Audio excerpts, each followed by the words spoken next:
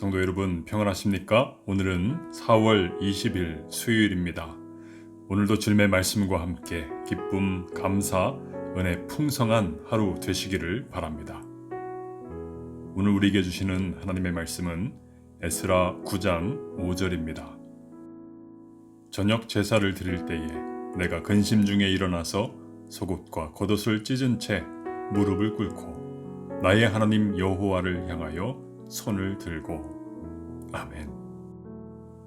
에스라 9장에 등장하는 이 주인공 에스라는 뭔가 충격을 받은 듯한 표정으로 앉아 있습니다.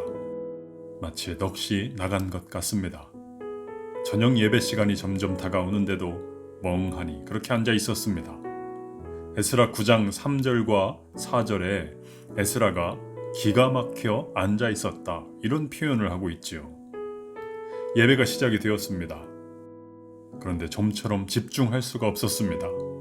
그 마음이 너무나 무거웠기 때문입니다. 근심이 점점 커져갑니다. 잠시 후에 에스라는 자신의 옷을 찢기 시작합니다. 그리고 무릎을 꿇고 두 손을 높이 들었습니다. 회개의 기도를 시작합니다.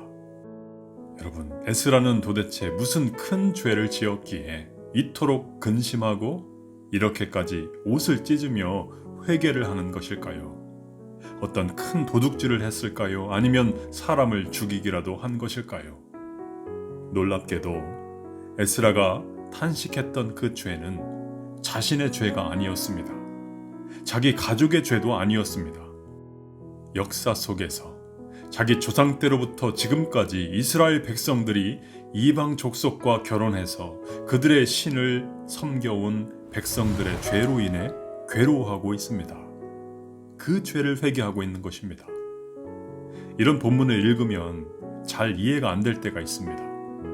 아니, 내 죄도 아니고 내 자식이 지은 죄도 아니고 나와 별로 상관도 없는 이스라엘 백성들이 지은 죄를 왜 내 옷까지 찢어가면서 그렇게 통렬하게 회개를 해야 하는가? 저도 믿음이 어릴 적에는 그랬습니다. 다른 사람 사는 것에 대해 별로 관심이 없었습니다.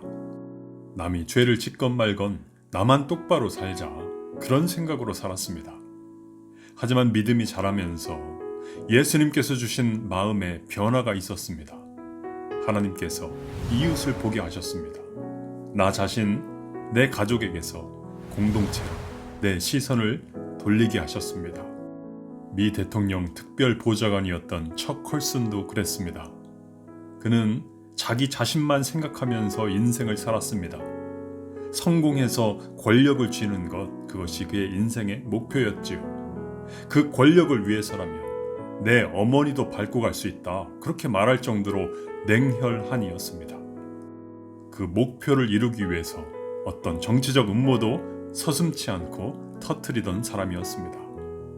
그러던 그가 예수님을 만났지요.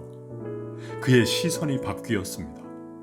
나에게서 이웃으로, 권력의 그 중심에서 소외되고 도움이 필요한 사람들에게로 초점이 변화됩니다.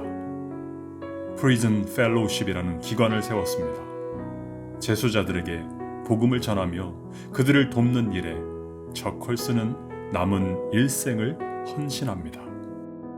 아니, 왜 그렇게 살아야 할까요? 왜 다른 사람 죄를 보면서 내가 마음 아파해야 합니까? 그들의 죄까지 내가 왜 회개를 해야 합니까?